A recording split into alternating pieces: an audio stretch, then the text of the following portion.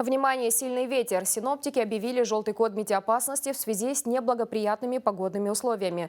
Предупреждение будет действовать с 8 утра до 10 часов вечера. Ожидается сильный юго-западный ветер с порывами до 20 метров в секунду. Не исключены перебои с электричеством. В этот период возможны грозы, кратковременные дожди и повышенный риск подъема уровня воды в реках.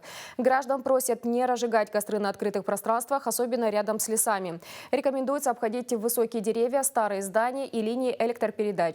Водителей просят не парковать машины рядом с деревьями. Завтра ожидается до 23 градусов тепла.